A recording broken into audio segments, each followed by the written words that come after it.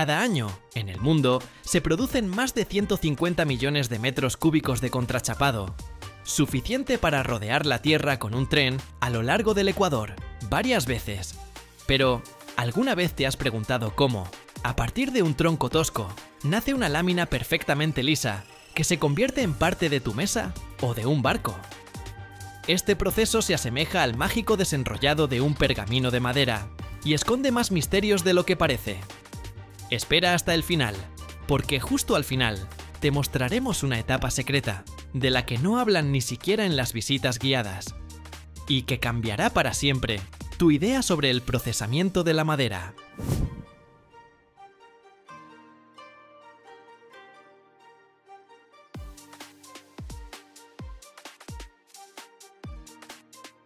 Todo comienza en el bosque, donde se seleccionan los mejores ejemplares para la producción de contrachapado. Se necesitan troncos perfectamente rectos y cilíndricos, sin muchos nudos ni defectos, principalmente de abedul, aliso, pino u otras especies. Después de ser transportados a la fábrica, los troncos pasan por una primera y muy importante etapa de preparación, el tratamiento hidrotérmico. Se sumergen en enormes piscinas de agua caliente, donde pasan varias horas y a veces hasta un día. Este peculiar spa para troncos tiene un propósito puramente práctico. El agua caliente ablanda la madera, haciéndola más plástica y maleable. Sin esto, el procesamiento posterior sería imposible, ya que la madera fría simplemente se desmenuzaría y se rompería. Después del baño, los troncos se envían a una línea donde se les quita la corteza. Máquinas especiales limpian el tronco de manera rápida y eficiente, dejando una superficie lisa y clara. Luego, los troncos se cortan en segmentos estándar, listos para la principal etapa de transformación.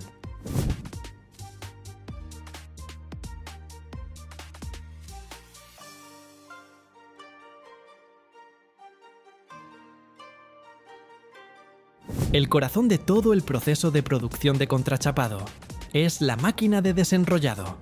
Es aquí donde ocurre algo increíble, que contradice nuestra idea habitual sobre el procesamiento de la madera. El tronco preparado, sujeto por ambos extremos, comienza a girar a gran velocidad sobre su eje. Hacia él se acerca lentamente una cuchilla larga y afilada como una navaja, instalada en paralelo al eje de rotación. Al clavarse en la madera, no empieza a sacar virutas, sino una cinta continua e ininterrumpida de solo 1 o 2 milímetros de grosor. Es como desenrollar un rollo gigante de toallas de papel. La máquina literalmente desenrolla el tronco, como un antiguo pergamino de papiro, convirtiendo un cilindro voluminoso en una cinta plana y larga. Esta cinta se llama chapa.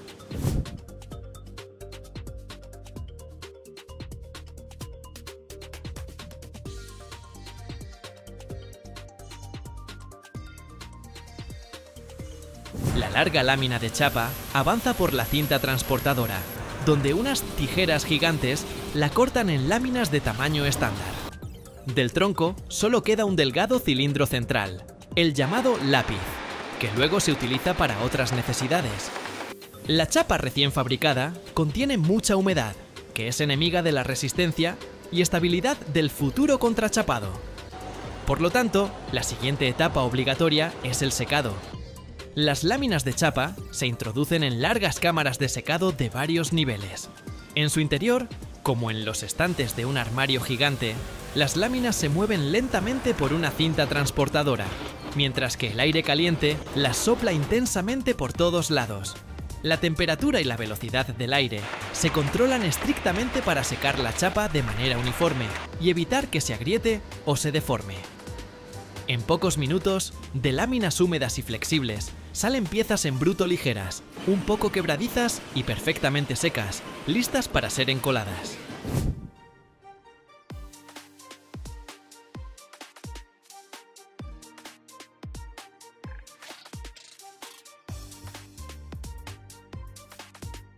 En esta etapa, las láminas de chapa secas se clasifican por calidad. Luego pasan por una máquina encoladora, rodillos especiales, sumergidos en un baño de cola sintética, generalmente a base de resinas de fenolformaldehído o de urea, aplican una película uniforme y pegajosa a una cara de cada segunda lámina. A continuación, comienza el proceso de formación del paquete. Sobre una mesa se coloca una lámina de chapa seca. Sobre ella se pone una lámina untada con cola. Y aquí reside el principal secreto. Cada siguiente lámina de chapa se coloca de tal manera que la dirección de sus fibras sea perpendicular a la anterior.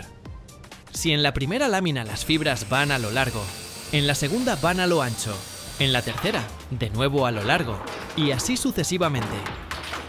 Esta estructura cruzada es la clave de la resistencia del contrachapado. Paraliza la tendencia natural de la madera a rajarse a lo largo de las fibras y distribuye uniformemente la carga por toda la superficie de la lámina.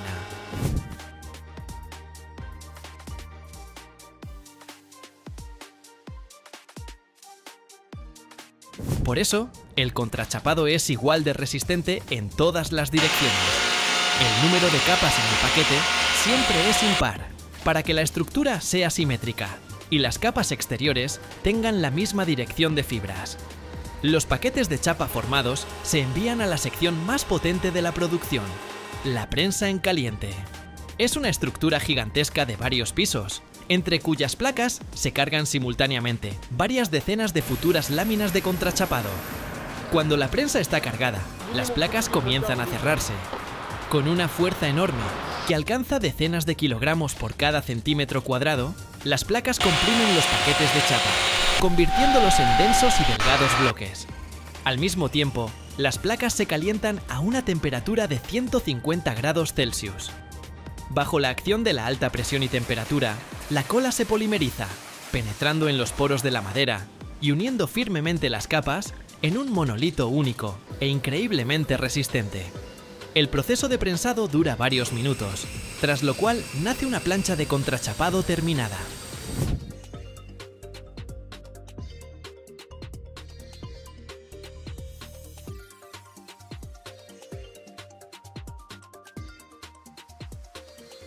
Las láminas de contrachapado calientes salen de la prensa y se apilan para un enfriamiento gradual. Esto es importante para evitar tensiones internas en el material. Después de enfriarse, las láminas pasan por el acabado final. Potentes sierras de disco recortan los bordes, dando a las láminas dimensiones geométricas precisas. Luego llega el turno del lijado. Las láminas pasan por máquinas lijadoras con interminables bandas abrasivas que dejan su superficie perfectamente lisa y uniforme. Después de esto, cada lámina pasa por un estricto control de calidad. Los inspectores la examinan en busca de defectos, delaminaciones, nudos, grietas, manchas de cola. Dependiendo de la calidad de la superficie, al contrachapado se le asigna un grado determinado y se le aplica el marcado correspondiente. Las pilas de contrachapado terminadas, clasificadas y empaquetadas se envían al almacén para convertirse más tarde en parte de muebles, casas, barcos y un sinfín de otras estructuras, demostrando al mundo entero cómo el intelecto humano puede perfeccionar la propia naturaleza. La escala global de la producción también es impresionante.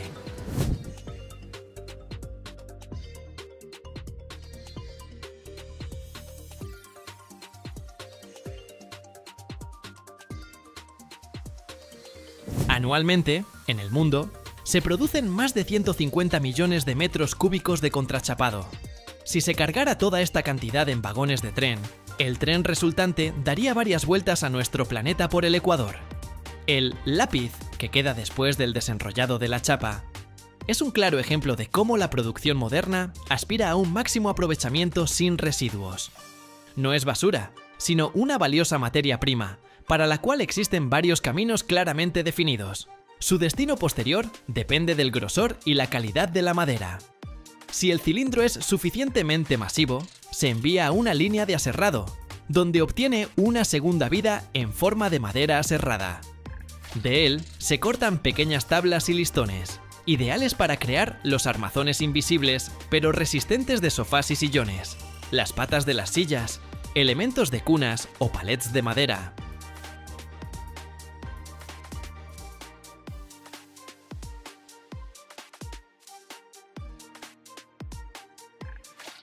¿Te imaginas una máquina capaz de moverse casi en silencio a profundidades mayores a 900 metros, permanecer bajo el agua durante años y lanzar misiles a miles de kilómetros?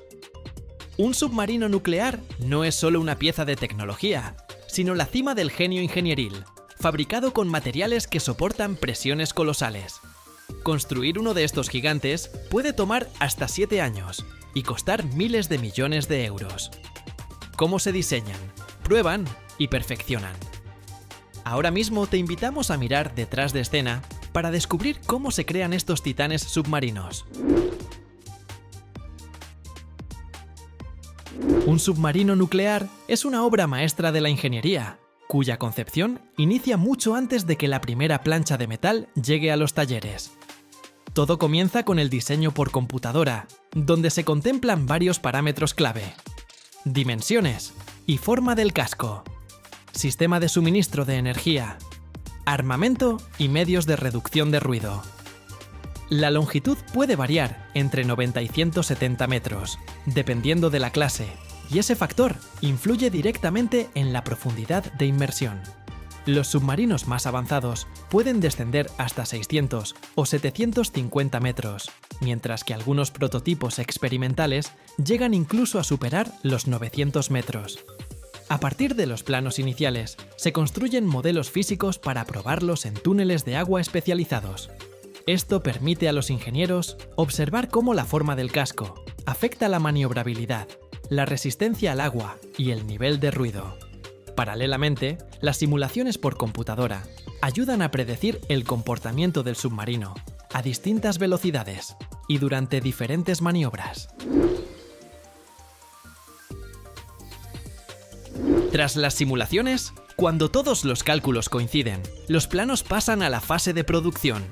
Aquí empieza lo más emocionante: la construcción real. Para fabricar submarinos nucleares, se utilizan materiales especiales capaces de soportar la altísima presión de las grandes profundidades y de resistir la corrosión. Generalmente, se emplean aceros de alta calidad o aleaciones de titanio. El acero es más económico y sencillo de producir, además de resistir bien golpes y presión. El titanio, por su parte, ofrece gran resistencia, ligereza, anticorrosión y cualidad antimagnetismo, lo que dificulta la detección de la nave. Sin embargo, es más complejo de procesar y soldar, dado que su punto de fusión ronda los 1700 grados centígrados, frente a los aproximadamente 1400 del acero. Antes de comenzar el ensamblaje, las planchas de metal se someten a un tratamiento térmico. Se calientan, se enfrían rápidamente y luego se recubren con compuestos anticorrosivos. El casco de un submarino moderno suele construirse en secciones modulares. Así resulta más fácil avanzar en el proceso. Las planchas metálicas se cortan con potentes equipos láser o de plasma, logrando precisiones milimétricas. Después, cada lámina se dobla bajo grandes prensas para adquirir la forma deseada. A menudo, los componentes del casco tienen estructuras esféricas o cilíndricas.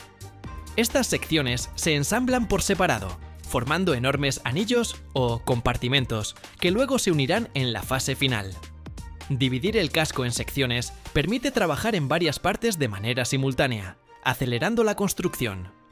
Una vez que todas las partes están listas, llega uno de los momentos más delicados: la soldadura del casco. Las uniones deben ser extremadamente resistentes, porque incluso una grieta microscópica a gran profundidad puede provocar una catástrofe. Por eso se recurre a la soldadura con haz de electrones, un método automatizado que garantiza costuras lo más uniformes posible. Además, cada soldadura se examina con escáneres ultrasónicos y rayos X para detectar cualquier falla. La mayoría de los submarinos nucleares cuenta con un casco doble. El casco interno, altamente resistente, soporta la presión a profundidades extremas. El casco externo, en tanto, brinda un perfil más hidrodinámico y disminuye las probabilidades de ser detectado. Entre ambos cascos se ubican los tanques de lastre que ajustan la flotabilidad de la nave. Para mantener el submarino lo más silencioso posible, se aplican recubrimientos anecoicos, paneles poliméricos que absorben ondas sonoras, junto con materiales compuestos con microporos que reducen la firma acústica, además de recubrimientos en hélices y sistemas de propulsión para atenuar el ruido. Cuando cada sección del casco está terminada, comienza su unión.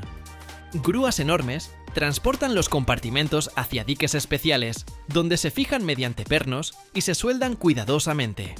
A continuación, se prueba la hermeticidad inyectando aire comprimido y revisando posibles fugas. También se hacen pruebas de resistencia en un dique hidroestático, donde se simulan presiones similares a las de un entorno de gran profundidad. Tras terminar de ensamblar el casco y comprobar su solidez, se instala el componente clave, el reactor nuclear. Se trata del corazón del submarino, que le permite permanecer sumergido durante meses o incluso años. Un reactor nuclear no es simplemente un motor, sino todo un complejo de sistemas energéticos y auxiliares que ocupa buena parte del submarino. Las unidades más modernas emplean reactores que generan vapor al calentar agua en un circuito cerrado.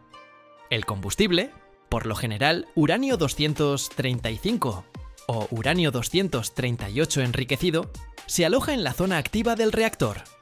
La reacción nuclear libera calor, el cual convierte el agua en vapor, y este vapor impulsa las turbinas que generan electricidad y mueven la hélice principal. El reactor llega en contenedores especialmente protegidos y se introduce con grúa por la escotilla superior del casco. Dentro hay un compartimento reforzado con materiales que minimizan la radiación, además de sistemas de enfriamiento de emergencia y barreras herméticas. El reactor se coloca sobre una plataforma amortiguada para absorber vibraciones e impactos. Luego, se montan los intercambiadores de calor y generadores de vapor, encargados de la circulación del refrigerante, así como las turbinas y generadores eléctricos que sostienen todas las funciones del submarino. Finalmente, el compartimento del reactor se sella con paneles de plomo y materiales compuestos en varias capas para proteger a la tripulación de la radiación. Para comprobar su correcto funcionamiento, se enciende el reactor en modo de prueba, aumentando la potencia de forma gradual y vigilando constantemente los niveles de radiación en los distintos compartimentos. Al mismo tiempo, se examinan los sistemas de enfriamiento a máxima capacidad. Cuando el reactor está instalado y el casco ensamblado, el submarino todavía no está listo para operar. En su interior solo hay pasillos y compartimientos vacíos, así que el siguiente paso es montar los sistemas de control, de vida a bordo, de armamento y las áreas para la tripulación. Los sistemas de sonar se colocan en la proa y a lo largo del casco para detectar embarcaciones enemigas y escanear el fondo marino. También se instalan los sistemas computarizados y estaciones automatizadas de control de combate, esenciales para maniobrar con precisión. Por supuesto, llegan las armas. Los tubos lanzatorpedos se ubican en la sección frontal y suelen contar con mecanismos automatizados de recarga. En los submarinos estratégicos se añaden silos para misiles en la sección central, con sellos hidráulicos y sistemas de control de presión que posibilitan el lanzamiento, incluso a gran profundidad. Puesto que la tripulación puede pasar meses sumergida, el submarino debe ser lo más autónomo posible. Para ello, las unidades nucleares disponen de sistemas de generación de oxígeno, eliminación de dióxido de carbono, calefacción, ventilación y un suficiente abastecimiento de agua. ¿Te suenan los hoteles cápsula? Pues en el interior del submarino existen espacios similares. Cápsulas para el descanso de la tripulación, además de comedores con amplias reservas de alimentos y una sala de mando con paneles de control, mapas y equipos de comunicación. Tras acondicionar los espacios habitables, el submarino está casi listo para zarpar, pero aún falta una serie de pruebas exigentes que demuestren que puede tolerar la inmensa presión, conservar un perfil sigiloso, maniobrar bajo condiciones extremas y cumplir misiones de combate. Estas pruebas pueden prolongarse de 6 meses a 2 años e incluyen tanto pruebas de fábrica como simulaciones de entrenamiento para la tripulación. Primero, se comprueba de nuevo la hermeticidad de la estructura. Se revisan todos los sistemas eléctricos y de navegación, y se enciende el reactor otra vez. A continuación, el submarino sale por primera vez al mar abierto, donde se testean estabilizadores, cilindros hidráulicos y timones. Se llevan a cabo giros bruscos, inmersiones, maniobras de emergencia y se determina la velocidad máxima. Por lo general, 25 a 35 nudos, es decir, entre 46 y 65 km por hora. Después, la nave desciende hasta la profundidad de periscopio, unos 20 metros, para evaluar su estabilidad.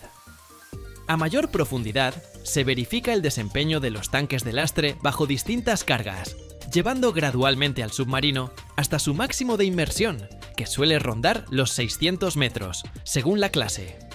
También se comprueba el reactor bajo la máxima exigencia. Una vez que el buque demuestra su fiabilidad y navegabilidad, se pasa a las pruebas de sistemas de combate. Los primeros lanzamientos suelen hacerse con torpedos de entrenamiento, sin carga explosiva. En submarinos estratégicos puede realizarse el disparo de un misil balístico, en una trayectoria de lanzamiento, inmersión, desactivación en el aire. En los submarinos tácticos se prueban misiles de crucero como el Tomahawk o sus equivalentes. Además, la nave ingresa en una zona equipada con sensores hidroacústicos para medir el nivel de ruido a diferentes velocidades y comprobar la efectividad del recubrimiento antisonar. Finalmente, el submarino lleva a cabo una misión de combate simulada, donde la tripulación demuestra su capacidad para operar bajo condiciones reales.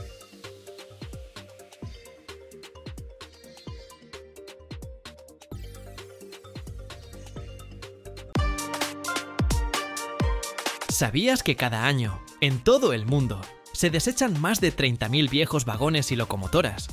Sí, más de 30.000. Pero esto no es simplemente un desmantelamiento. Se trata de darles una segunda vida a miles de toneladas de metal y a cientos de piezas. Imagínate enormes grúas capaces de levantar más de 100 toneladas y hangares de más de 1 kilómetro de largo, donde los trenes esperan su turno para ser desarmados.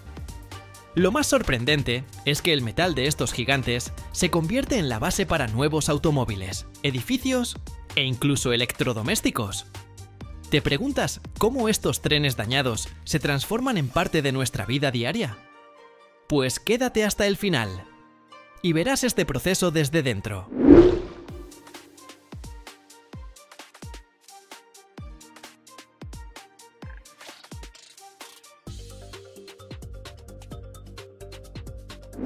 ¿Alguna vez has visto cómo surge una nueva vida de algo que parece estar roto? Es realmente asombroso. Cuando un tren ya no puede transportar pasajeros ni carga, lo envían a una planta especial de reciclaje. Es ahí donde empieza el verdadero desarme. No consiste en desechar piezas viejas, sino en rescatar todo lo que aún se pueda aprovechar. Primero que nada, hay que mencionar que llevar un tren a una planta de reciclaje no es tarea fácil. El método más común para trasladar locomotoras y vagones antiguos consiste en usar plataformas ferroviarias especiales. Son como grandes bases con ruedas, donde se coloca el tren y luego es remolcado por otras locomotoras. Si el tren está tan dañado que no puede moverse por sí mismo, la plataforma se engancha simplemente a otra unidad que lo lleva directo a la estación de reciclaje.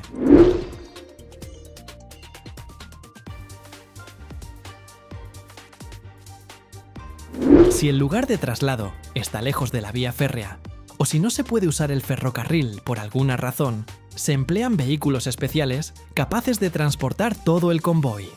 Estas plataformas pueden ser enormes y tienen ruedas muy resistentes para soportar el peso del tren. Incluso se usan transportadores de plataforma baja para evitar que el tren roce el suelo. A veces, cuando es demasiado complicado o imposible mover el tren completo, se corta por secciones en el mismo lugar y luego se llevan esas partes por separado. Es un proceso más laborioso, pero así se evitan complicaciones al mover objetos tan grandes.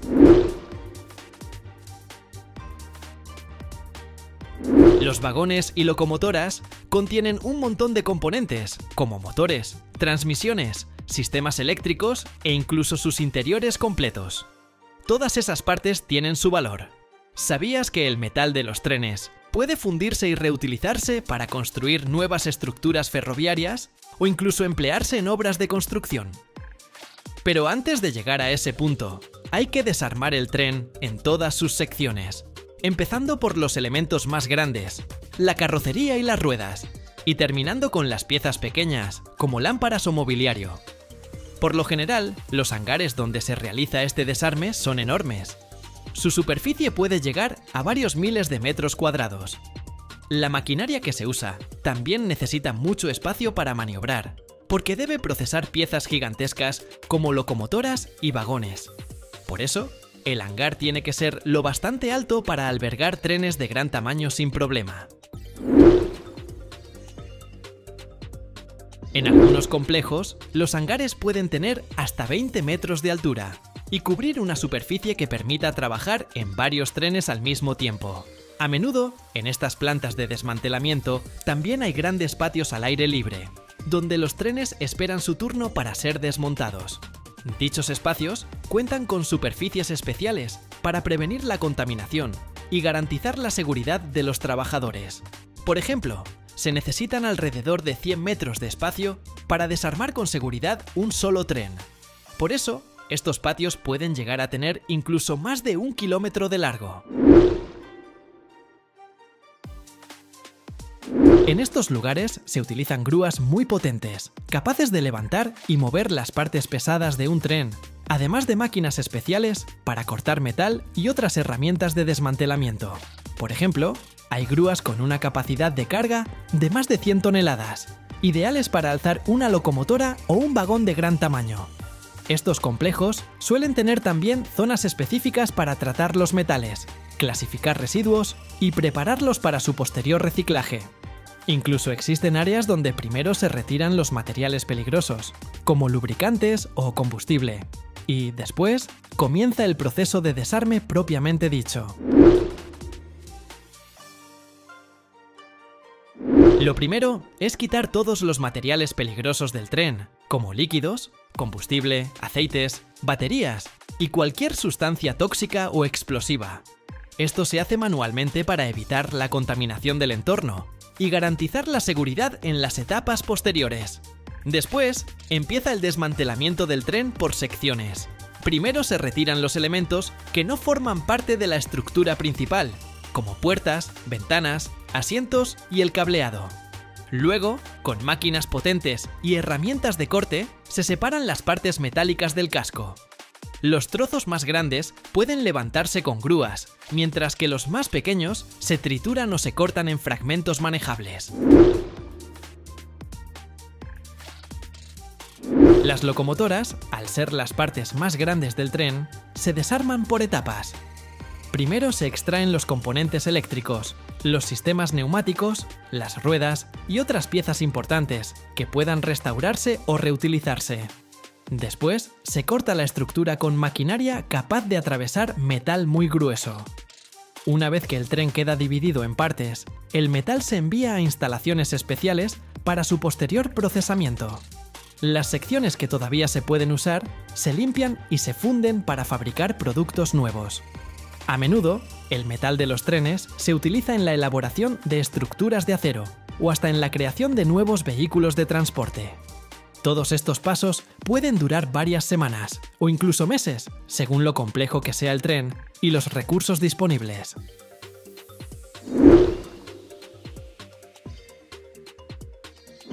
Todas las piezas metálicas del tren, desde las ruedas hasta los cascos, se envían a plantas metalúrgicas.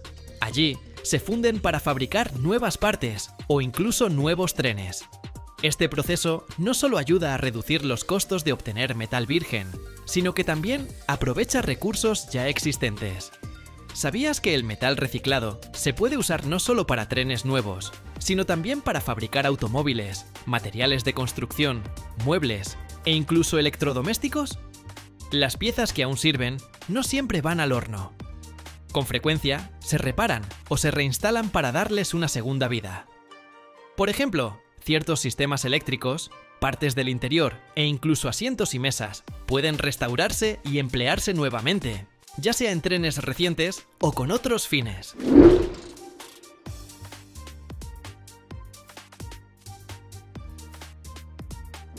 Así es, los elementos interiores de un tren pueden reaparecer en aeropuertos, estaciones o incluso en hoteles. ¿Y los motores? A veces se reutilizan en locomotoras nuevas o hasta en maquinaria industrial. Ahora hablemos del medio ambiente. ¿Cómo impacta en el planeta el proceso de reciclaje de trenes? El desmantelamiento y la fundición adecuadas del metal son una vía poderosa para conservar los recursos naturales. Cada tren reciclado implica menos extracción de minerales, lo que beneficia a los ecosistemas. En vez de fabricar productos partiendo de recursos costosos o difíciles de obtener, aprovechamos lo que ya tenemos. Esto reduce los costos de producción, disminuye la contaminación y también baja las emisiones de gases de efecto invernadero. Con los avances tecnológicos, el reciclaje de trenes se ha vuelto aún más eficiente. Hoy en día, las técnicas modernas permiten extraer los materiales útiles de manera más rápida y precisa, además de emplear métodos de vanguardia para desmantelar máquinas antiguas. Por ejemplo, el uso de sistemas robóticos acelera los procesos, reduce la carga de trabajo humano y brinda mayor seguridad. ¿Te lo imaginabas así? ¡Increíble! Cada fase de la vida de un tren puede transformarse en algo nuevo. Y esto apenas es el comienzo de todo lo que podemos hacer para reutilizar los recursos que ya existen.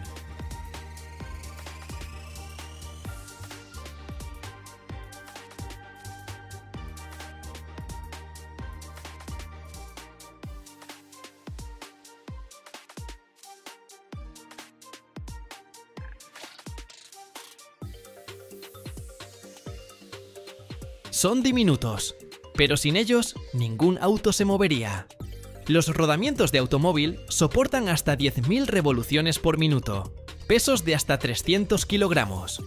Y aún así, siguen siendo los héroes invisibles de tu vehículo. Cada año, en el mundo se fabrican más de 600 millones de rodamientos, y algunos ya se han vuelto inteligentes, con sensores integrados que avisan solitos cuando están desgastados. Como, a partir de acero al rojo vivo, nace una pieza con una precisión de milésimas de milímetro. En este video lo verás todo, desde la fundición ardiente hasta el rodamiento del futuro. ¡Vamos allá!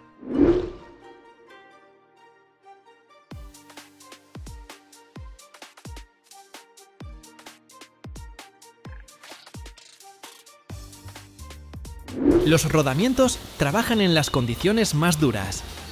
Aguantan alta presión, el peso del coche, giros a toda velocidad e incluso climas adversos. Así que, está claro, la fabricación de esta pieza exige una precisión altísima y los mejores materiales. Del proceso de fabricación depende no solo la calidad de la pieza en sí, sino también la seguridad del coche y la comodidad del conductor. Piénsalo, todo empieza con hornos industriales enormes, que se calientan a temperaturas que cuesta imaginar, varios miles de grados. Las piezas de metal en bruto, normalmente de acero, se meten en estos hornos, donde empiezan a derretirse poco a poco, convirtiéndose en un metal líquido, brillante, como oro fundido. Este proceso se llama fusión, y su objetivo principal es eliminar todas las impurezas del metal y hacerlo lo más puro y resistente posible. Durante la fusión se añaden elementos químicos especiales como cromo o níquel que mejoran las propiedades del acero, su dureza, resistencia al desgaste y capacidad para soportar alta presión. Todo el proceso es controlado por especialistas con mucha experiencia, porque hasta la más mínima desviación en la temperatura o composición puede afectar la calidad del producto final.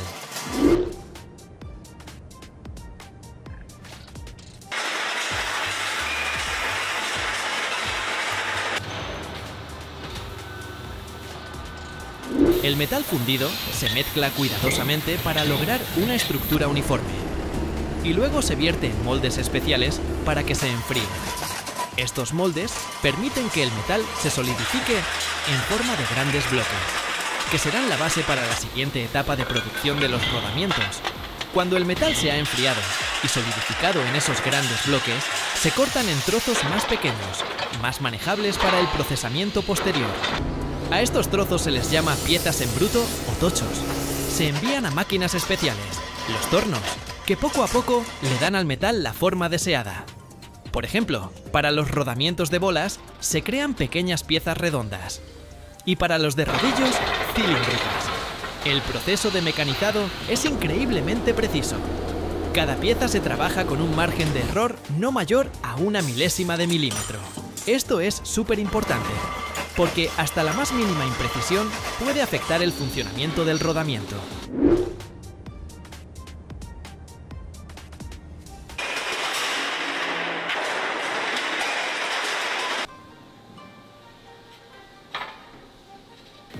Después de darles forma, empieza el proceso de rectificado y pulido.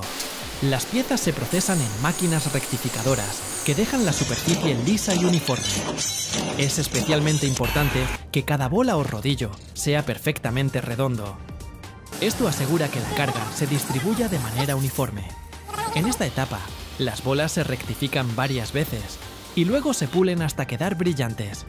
El acabado final deja la superficie tan lisa que es difícil encontrar defectos incluso bajo un microscopio. Para que los rodamientos sean resistentes y aguanten cargas elevadas, se someten a un tratamiento térmico. Las piezas se calientan en hornos especiales a una temperatura de unos 850 grados Celsius y luego se enfrían rápidamente en aceite o agua. Este proceso se llama templado. Después se vuelven a calentar, pero a una temperatura más baja, unos 150 o 200 grados. Este paso, llamado revenido, reduce la tensión interna del metal y lo hace más duradero. Ciencia pura.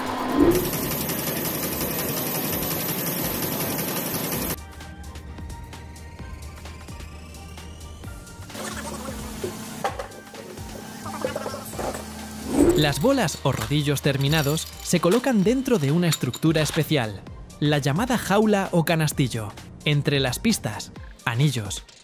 Para los rodamientos de bolas se necesitan exactamente 6 u 8 bolas, distribuidas uniformemente alrededor del anillo interior. La jaula se fabrica con un metal especial que protege las bolas de daños.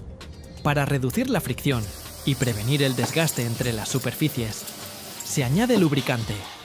Puede ser un aceite especial o una grasa consistente. Después de esto, el rodamiento se sella, para que el lubricante no se salga y no entre suciedad. Antes de enviar el rodamiento al cliente, se revisa a fondo. Se prueba su resistencia al desgaste, su fortaleza y la precisión de su funcionamiento. Por ejemplo, cada rodamiento debe soportar una carga superior a los 300 kilogramos y funcionar perfectamente a velocidades de hasta 10.000 revoluciones por minuto. ¡Impresionante!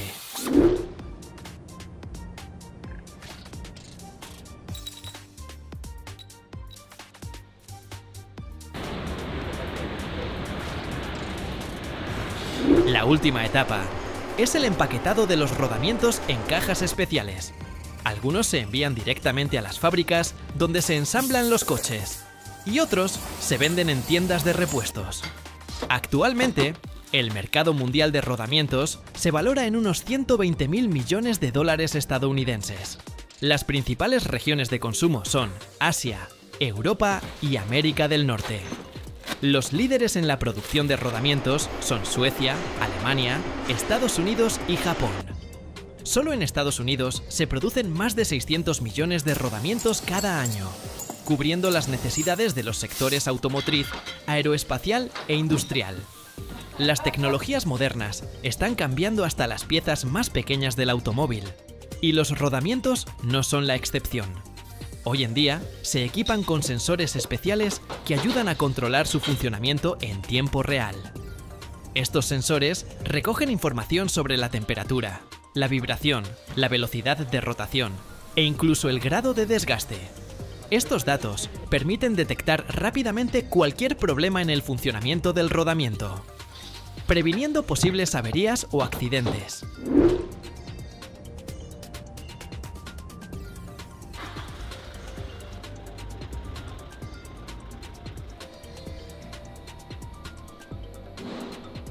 Los sensores funcionan con electrónica integrada, que transmite los datos al ordenador central del coche o incluso a la nube. Esto significa que el fabricante o el conductor pueden recibir notificaciones sobre el estado del rodamiento directamente en el smartphone o en la pantalla del coche. Por ejemplo, si un rodamiento se sobrecalienta por cargas elevadas, el sistema lo detecta y alerta al conductor. Además, estas innovaciones ayudan a optimizar el uso de lubricantes, lo que prolonga la vida útil de los rodamientos. En la industria y la aviación, los rodamientos con sensores se están volviendo indispensables para mantener el funcionamiento ininterrumpido de los equipos. Su uso no solo ahorra costos de mantenimiento, sino que también contribuye a aumentar la seguridad y la sostenibilidad de la maquinaria. Los rodamientos inteligentes son un gran paso adelante en el mundo de la tecnología y el confort.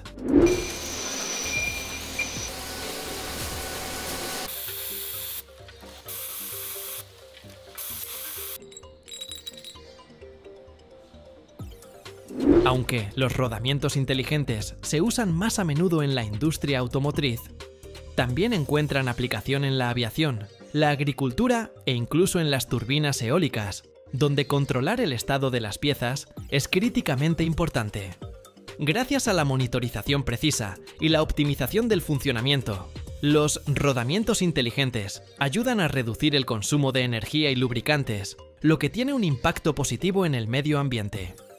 Y quién sabe, quizás muy pronto la tecnología llegue a tal nivel que el rodamiento nos grite: ¿A dónde vas, loco? ¿No ves que estoy hecho polvo? Es hora de ir al taller, no de viaje. ¿Te imaginas?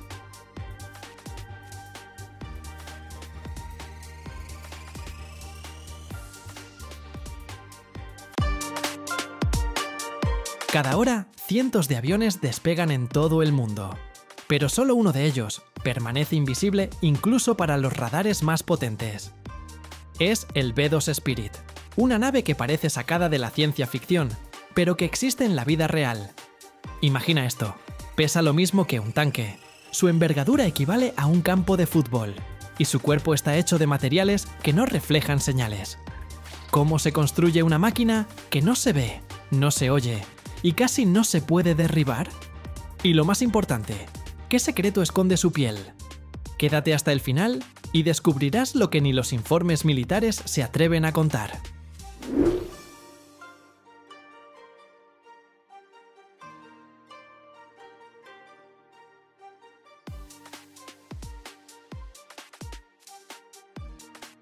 Todo comienza con los materiales, y en el B-2 Spirit estamos hablando de tecnología espacial. No se usa metal común como en los aviones antiguos, sino compuestos, titanio y aleaciones de aluminio. Los compuestos son sándwiches de capas de fibras y resinas, más ligeros que el acero, pero mucho más resistentes. Gracias a ellos, el avión soporta cargas brutales y sigue siendo casi invisible al radar. Las ondas de radio simplemente se pierden entre las capas del material sin rebotar. Imagina esto. El B-2 mide casi 21 metros de largo y su envergadura supera los 52 metros. Es como un campo de fútbol, pero en vez de pasto, un stealth negro que se desliza por el cielo. Su altura es de unos 5 metros y el área de sus alas ronda los 460 metros cuadrados.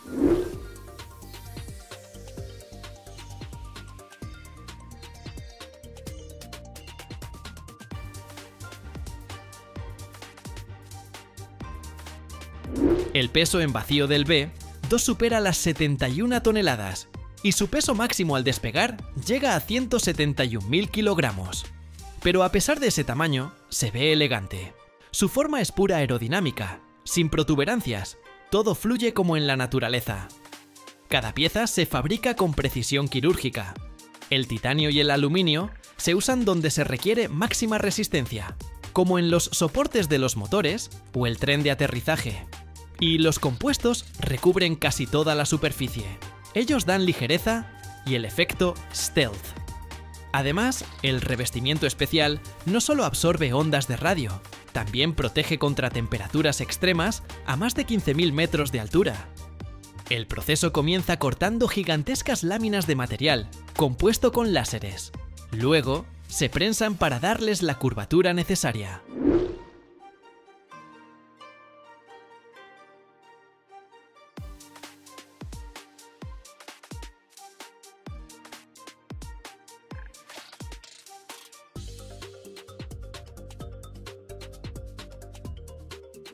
Después, el material pasa por varias etapas: pulido, control de calidad, aplicación de capas especiales.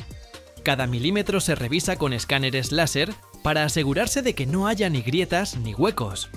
Esto es alta tecnología. Robots y humanos trabajan juntos para crear una verdadera obra maestra de ingeniería. Gracias a estos materiales y procesos, el B-2 Spirit puede volar miles de kilómetros sin ser detectado ni por radar ni por cámaras térmicas. En este avión, nada es casual. Cada curva del fuselaje, cada línea del ala, es resultado de miles de horas de cálculos y pruebas. Los ingenieros literalmente dibujan el avión en el aire, para que no solo vuele, sino que se fusione con el cielo. No verás ángulos agudos ni bordes abruptos, solo líneas suaves que dispersan las ondas de radio en diferentes direcciones, impidiendo que regresen al radar.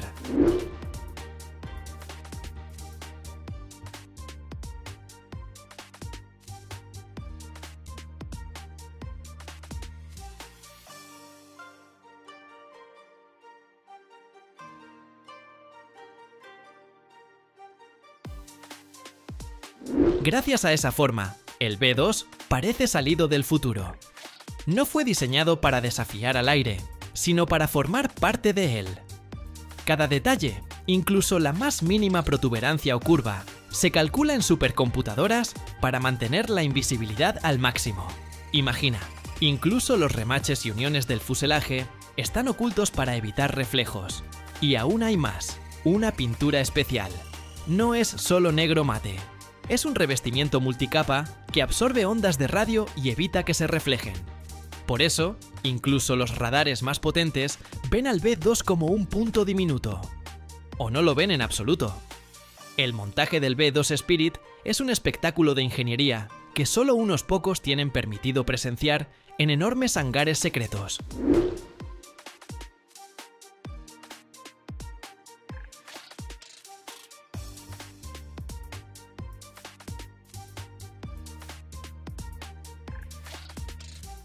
El ambiente ahí es de máxima confidencialidad y tecnología de punta. Robots y humanos trabajan como un solo equipo. Los robots levantan y sostienen piezas gigantescas, mientras los ingenieros instalan manualmente los componentes más pequeños.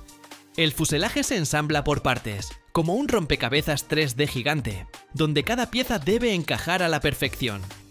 Todas las uniones se revisan con láseres. Todo parece una escena de ciencia ficción. Grúas colosales, escáneres láser, técnicos con trajes especiales y robots que se mueven con precisión milimétrica. Cada día en estos hangares es otro paso hacia un avión que está cambiando las reglas del juego en la aviación. Y luego llega el corazón del B-2, los motores. Tiene 4, y cada uno se instala no solo por potencia, sino también para reforzar la invisibilidad.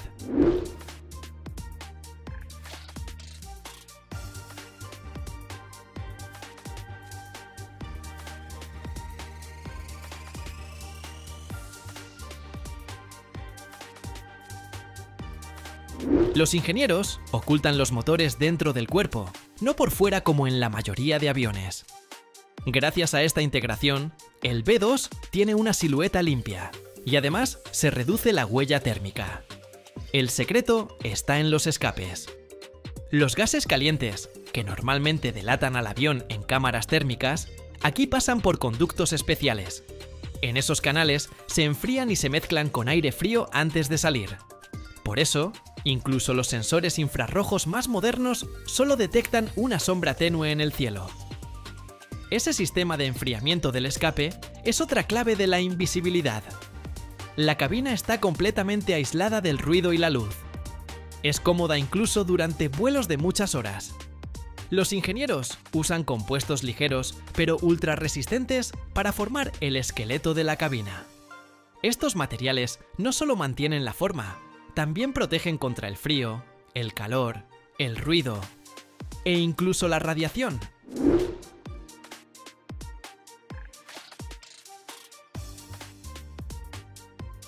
Sobre esa estructura se aplican capas de aislamiento para que dentro siempre esté tranquilo, incluso si afuera rugen los motores. La sensación es como estar en una cápsula que te aísla del mundo. En el centro se instalan dos asientos, uno al lado del otro, como en un auto deportivo moderno. Son acolchados, resistentes y totalmente ajustables para vuelos de larga duración. Frente a cada piloto hay una pantalla digital gigante. Todo está al alcance. Paneles táctiles, joysticks, botones con texturas distintas para encontrarlos incluso con los ojos cerrados. A su alrededor hay paneles de instrumentos que no sobresalen, sino que se funden entre sí como olas. Cada botón hace un clic distintivo. Cada pantalla es brillante, clara, con símbolos grandes.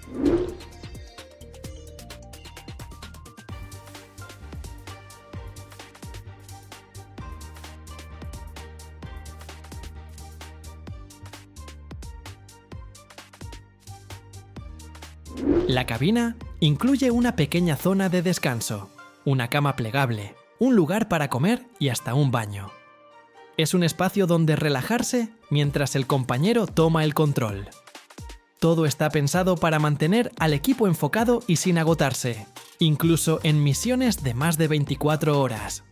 Una vez lista, la cabina se recubre con un material especial que la protege de cambios extremos de temperatura, desde un frío polar hasta calor abrasador. Y cada unión se sella herméticamente para evitar corrientes de aire o ruidos molestos.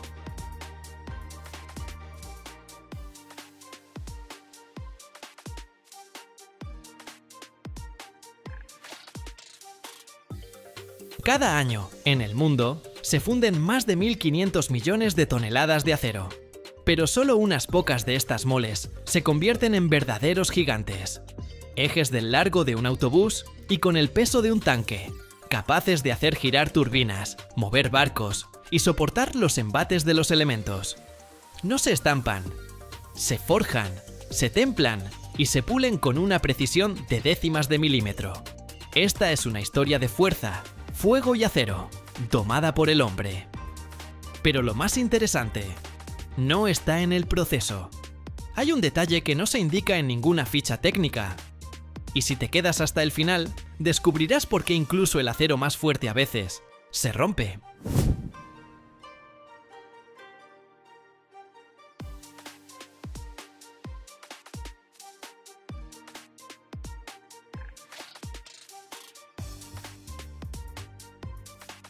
Todo comienza no en un torno, sino en la nave de fundición, donde el metal aún no es acero, sino solo una idea. Solo un resplandor ardiente sobre los crisoles. Los ejes para turbinas o hélices no se hacen de cualquier cosa, solo de acero aleado de alta resistencia, en el que todo está calculado. Níquel para la tenacidad, cromo para la resistencia, molibdeno para que no tiemble ni siquiera a revoluciones vertiginosas. El metal se introduce en el horno, se calienta a 1600 grados Celsius y se derrite, pesado, denso, como magma. Todas las impurezas, escoria, gases, microrresiduos, se eliminan obligatoriamente. Después de la fundición, el metal se vierte en moldes. Pero no es una pieza terminada, solo un lingote. Grueso, tosco, como un bloque que a veces pesa de 20 a 100 toneladas, dependiendo de su futuro propósito. Esta pieza en bruto vuelve al fuego. Se calienta en un horno de forja a una temperatura de unos 1250 grados, hasta que el acero se vuelve de un amarillo brillante, casi blanco, pero aún no líquido.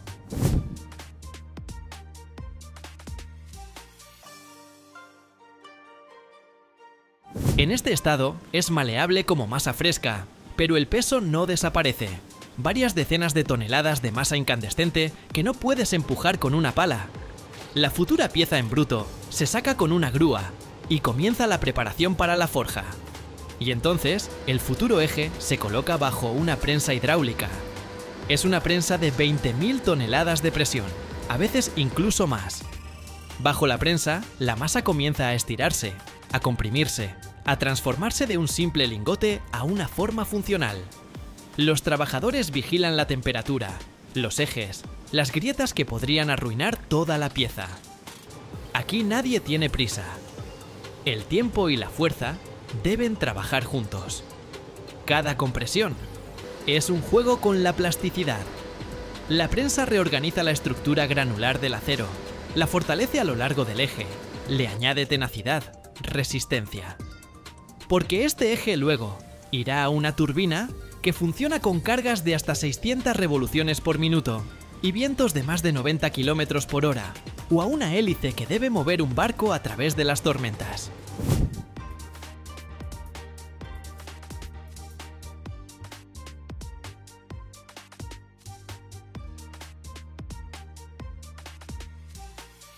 Cuando el eje ya está forjado y un poco enfriado, comienza una etapa sin la cual no resistiría el viento, no soportaría el par de torsión de la hélice, no sobreviviría a la carga de torsión. Hay que templarlo. Cada eje son decenas de toneladas de acero, y la temperatura en su centro baja más lentamente que en el exterior. Por eso, primero se vuelve a calentar por completo, hasta casi 1000 grados, a veces más, dependiendo de la marca del acero. Esto es la austenización. La estructura de la red cristalina cambia. El acero se vuelve más homogéneo, listo para futuros golpes y cargas. Este calentamiento dura horas y a veces más de un día. La temperatura se mantiene estable en hornos, cuyo tamaño es mayor que el de un garaje de autobuses, y el panel de control se parece más a la cabina de un reactor. Allí se controla cada grado, porque si hay un sobrecalentamiento o un salto brusco, el eje se deformará y ya no servirá ni para una turbina ni para un barco.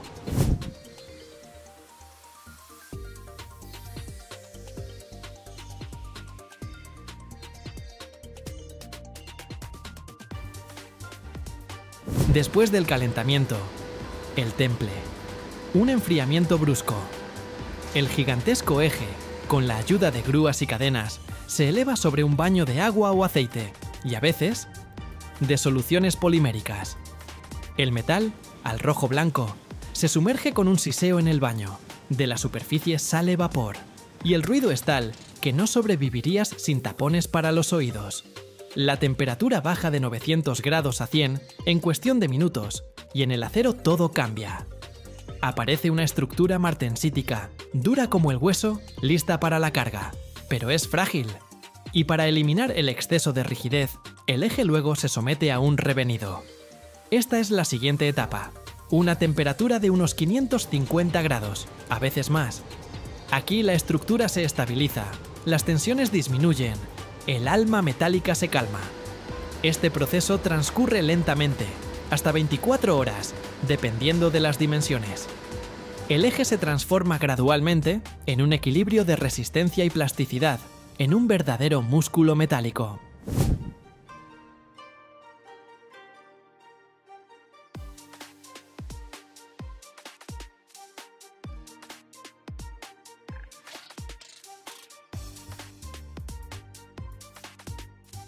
Después del tratamiento térmico, el eje ya es fuerza, pero salvaje, aún no domesticada. Por fuera es negro, con cascarilla, la superficie parece la piel de un dragón. Irregular, con pequeñas cavidades en algunos lugares, a veces con brillo, a veces quemada. No se puede instalar en una turbina o en una hélice en este estado. Hay que llevarlo a la precisión, al brillo de espejo, a las micras. Primero viene el mecanizado en bruto. El enorme eje, que pesa como un tanque, se coloca en un centro de torneado, pero no en uno cualquiera. Aquí, la máquina se parece más a una estructura subterránea. Una bancada con una guía masiva, un carro del tamaño de un armario, un mandril que hace girar piezas de decenas de toneladas. Y cuando ese carro toca el metal, saltan chispas vuelan virutas y el ruido es tal que se oye hasta en el tejado. El pulido no se hace una sola vez. Después del desbaste en bruto, viene el fresado de las zonas de asiento, los agujeros para chavetas, las bridas, los canales.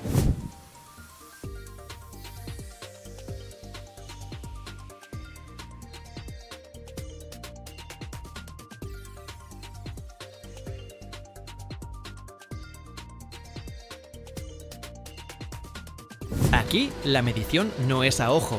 Láseres, escáneres tridimensionales, micrómetros, sensores especiales que detectan desviaciones del orden de décimas de milímetro.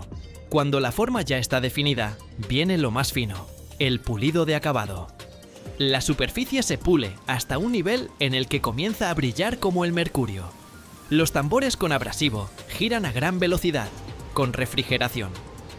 Durante el trabajo, la temperatura todavía alcanza los 150 grados, pero ya está controlada, dentro de límites que no alterarán la estructura. A veces, dependiendo de los requisitos del cliente, se añade un recubrimiento por láser o un cromado para proteger contra la corrosión o el desgaste. Esto es especialmente importante para los ejes marinos, ya que allí hay sal, humedad, presión, que no perdonan el óxido. Al final, el eje pasa por un equilibrado dinámico. Se hace girar a altas velocidades, 600 u 800 revoluciones por minuto, según el modelo.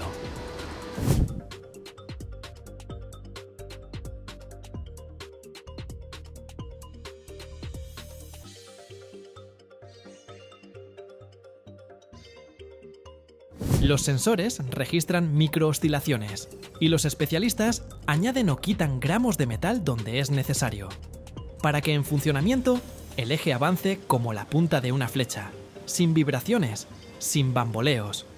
Como resultado, lo que hace unas semanas era un trozo de metal al rojo vivo. Ahora es un eje de rotación perfectamente calibrado que irá a una turbina eólica, al propulsor de un barco o a un gigante industrial. Liso, especular, con un sello de calidad y un número de serie, espera su viaje. Al mar, a la estepa o a donde se necesite una fuerza de rotación precisa. El eje está listo, brilla, pesa varias decenas de toneladas y tiene la longitud de un autobús urbano. Pero todavía hay que transportarlo a donde se convertirá en el corazón de una turbina o la hélice de un barco. Para ello se recurre a la artillería pesada. Plataformas de 12 o 20 ejes, una grúa de 300 toneladas, escolta, permisos de circulación e incluso el desmontaje de líneas eléctricas.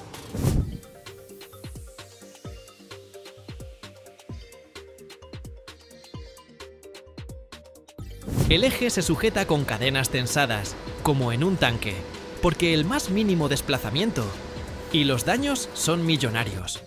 Viaja lentamente, con luces de advertencia, a veces de noche para no bloquear las carreteras. En el lugar, la elevación. Centímetro a centímetro, porque el chasis ya está esperando. El montaje es precisión. Todo debe encajar a la micra, porque tal masa no da una segunda oportunidad. Y ahí está, el eje instalado. Pero tan pronto como se ponga en marcha la turbina, comenzará a hacer girar el mundo.